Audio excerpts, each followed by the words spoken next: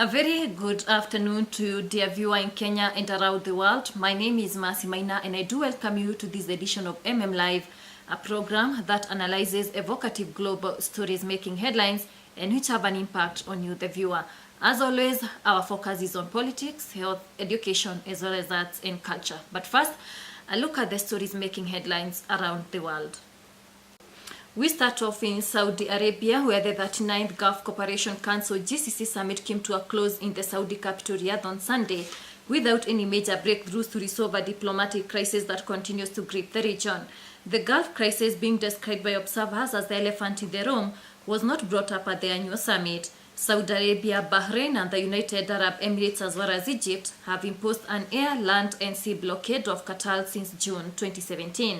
The blockading quartet has accused Qatar of supporting terrorism, an accusation Qatar has denied, saying the boycott aims to impinge on its sovereignty. While the crisis was not explicitly mentioned during the meeting, a call for unity was issued at the end of the gathering in a joint communique. A Qatari foreign ministry spokesman blasted the communique on Twitter for not discussing or resolving the blockade on Qatar. The Saudi King Salman bin Abdulaziz had invited Qatari Emir Sheikh Tamim bin Hamad Al Thani to attend the talks, but the Emir stayed away from the annual summit. Instead, a delegation headed by Qatar's Minister of State for Foreign Affairs Sultan bin Saad Al Muraiki represented the country at the summit. The decision was met with criticism from some of the council's members, but Doha brushed aside the comments. Moving over to Sudan, at least 7 local government officials have been killed in a helicopter crash in Sudan's eastern Gadaref state. According to the country's official news agency SUNA, the state's governor and 3 security officials are among the dead.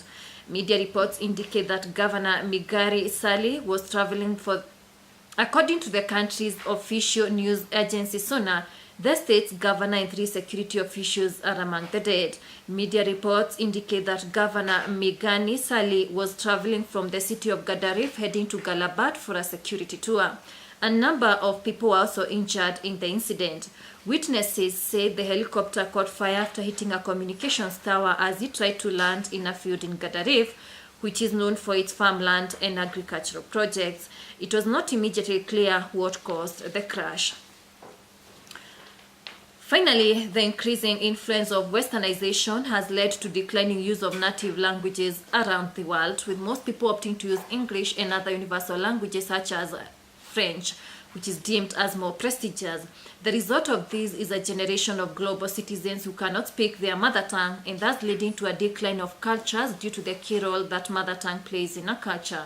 Some of the commonly spoken universal languages in the world include English, French, Spanish, Russian, and Arabic, which are also the official languages of the United Nations. The United Nations Education, Scientific, and Cultural Organization, UNESCO, has raised concerns over this issue, while at the same time issuing a warning that several native languages are at risk of becoming extinct as fewer and fewer people will speak them. And now we bring the issue of the declining use of mother tongue closer home here in Kenya. And while westernization has influenced various aspects of our lives positively, it has also influenced other aspects of our lives negatively. A good number of people, especially the current generation of the youth, are not able to speak their mother tongue. This has been influenced by several factors, but one factor stands out, and that's the issue of westernization. Currently, many people prefer speaking English over their mother tongue, since the ability to speak English is seen as a sign of sophistication as well as a sign of development, while at the same time, one's ability to speak their native language or their mother tongue is seen as a sign of uncivilization and backwardness. And this brings us to the question, is mother tongue useful anymore? Let me know your comments. And this brings us to the question, is mother tongue useful anymore? Let me know your take on this issue by joining the conversation online. On Twitter, my Twitter handle is at Maina. On Facebook, Maina, #MMLive. A look at some of your feedback from Twitter at Susie Bella says, I'm proud that my parents exposed me to both mother tongue and other universal languages. I can interact with people back in the village comfortably as I can in an urban setup. Keep the tweets coming as well as the Facebook comments. I'll sample more of them later. Our correspondent Sharon Kabiru has been following up on this issue and has filed this report. It is a typical day at Daystar University where students are out and about in pursuit of their academic dreams. Away from class, they sit in groups to catch up on the latest in their social lives. You cannot miss the enthusiasm as the classmates come friends discuss passionately a range of issues affecting them from academics to social life. However, what stands out from these interactions is that the students are interacting using Swahili or English or a mixture of both.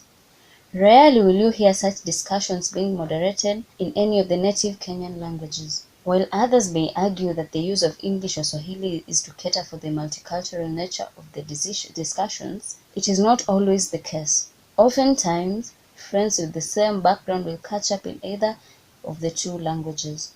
What makes it hard for today's youth to speak their mother tongue? Some blame it on the way they were brought up and socialized, while some have no excuse. The inability to speak one's mother tongue language has put many people in awkward situations, often pushing them to develop an interest in learning their native language later on in life. While this is the predicament that Victoria and Elizabeth find themselves in, it is representative of an emergent trend where the current generation of youth, whose parents consider themselves as modern, find it prestigious when their children speak English and backward when they speak in their mother tongue. In a survey done in a culture class in Daystar University, the class of 55 students, only 3 were fluent in their mother tongue, while other 5 could only understand but not speak. Susie Gitari is one of the 3 students who are fluent in the mother tongue. While there are many reasons that have contributed to the reducing use of mother tongue use in Kenya, Westernization has borne the blame of it all, with the modern generations looking up to the West as an example of how they should live. All said and done, it is no doubt that despite the changing times, mother tongue remains an integral part of our society. Reporting for Live, I'm Sharon Kabiru.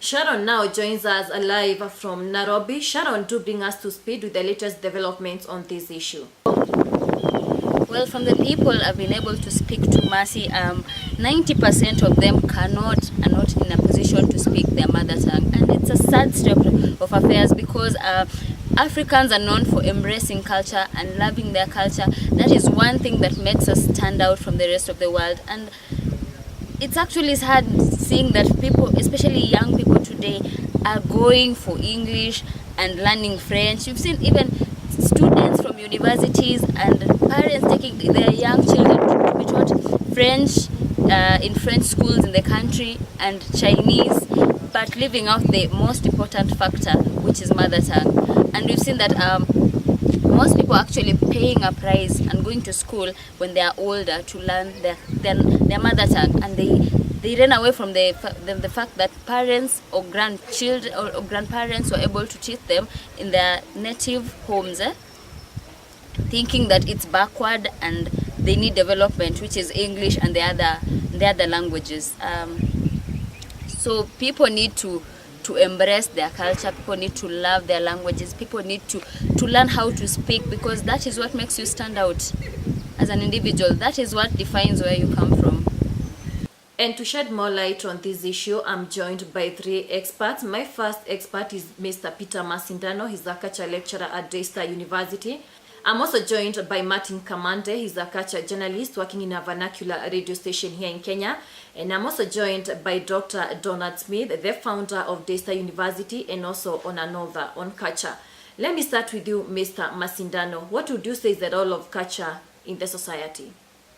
Mother tongue is critical to the culture in terms of it actually is like the vehicle that then transmits or conveys the culture. So when you do not have mother tongue used, then perhaps you are then wondering, how does then that culture convey or transmit its values to its generations? So when you're not speaking your mother tongue and within a given culture, then you actually are limited in a very big way. One of the other things that I would think is the challenge of not using mother tongue is that there's a sense in which mother tongue carries certain meanings that are so rich and so real and so close to the meaning that you cannot have the equivalent in another language. So that I think it's important to use mother tongue because of that rich capacity and ability to then transfer meaning within a given language. Some people argue that mother tongue contributes to tribalism in Kenya. What's your take on this issue? I would think that tribalism is not necessarily related to the use of mother tongue. And I would think that when you're using mother tongue, it then depends on the context. Where are you? Would you use your mother tongue to isolate people from your discussion, or you're using it just as a way of your identity as a person? But I think that you can actually turn that around and say we can benefit and draw lessons and benefits from the use of our mother tongue by just saying that we are actually diverse. We are diverse in Kenya and maybe within the various cultures, but we need to take advantage of having unity in spite of our diversity, but not to see it negatively. Let me come to you, Martin. You have been broadcasting in your mother tongue, that is Kikuyu, for a period of 13 years. What would you say is the role of the media industry in promoting the use of native languages in Kenya? The media houses are teaching people's culture, and one of the greatest advantages of these media houses, they reach a lot of people, even to the parents who do not speak to their children in Kikuyu or in their mother tongue. So at that particular time, they are propagating the use of these languages in homes. Maybe in a particular home where a child has never heard of a mother tongue or what have you. At that particular time, you find that lady is promoting the use of mother tongue to these young kids and especially to the youth. What do you say to those who argue that speaking mother tongue contributes to tribalism in Kenya? Use of mother tongue cannot propagate tribalism. Because what is tribalism? Tribalism is using your tribe as a superior item than the other tribes. But our diversity is our unity. Everybody is saying that let's go back to our roots so that we may know how our forefathers were living, so that we may live today and we are able to cope with millions of problems that we are having socially and culturally. When we say that we have to go back to the roots, we cannot be selective. That we are going to the roots, that we take some of the cultural aspects and we leaving others. And going back to the roots, we must first go to the language, because it's the same language which we use to understand how our forefathers were living. So at this particular time, if you say that the language is propagating tribalism, that's a big no, because we are using the same language to propagate the good aspects in our society, which our forefathers were using to promote cohesion and to promote unity among Kenyans. For me, I'll say, when I'm speaking in Kikuyu, somebody is speaking in Kikamba, the other one in Kimijikenda or the other language, that's our diversity, and we should get our strength from there. And we wrap this up with Dr. Smith. Sir, you have been a missionary in Africa for quite some time, and you have also done research into various aspects of the African culture, and most specifically the issue of mother tongue. What would you say is the significance of mother tongue in the society? It's basic to the existence of a society. It must be qualified by saying economics are also very important. Religious belief is critical. Those two factors are possibly even more important than commonness of a mother tongue. Would you say that mother tongue contributes to tribalism in Kenya, as many people have claimed? Language is not the only factor by any means causing tribal tensions. It's differences in priorities, difference in economic practices, difference in marital practices, raising of children, and so on. So that the differences in tribe are important on the basis of mother tongue alone, but that does not a decisive difference that causes tension. Thank you, gentlemen, for joining me. And now we move on to some of your feedback. Let me sample some of it. On Facebook, Robert Gakure says, I work in a college that teaches people to speak their mother tongue. Most of the students are children of rich people, especially politicians, who want to vie for political seats in the upcoming general elections. They now realize that mother tongue is quite important in communication. Thank you for your feedback. Keep the tweets coming at Maina on Twitter and on Facebook, Maina #MMLive.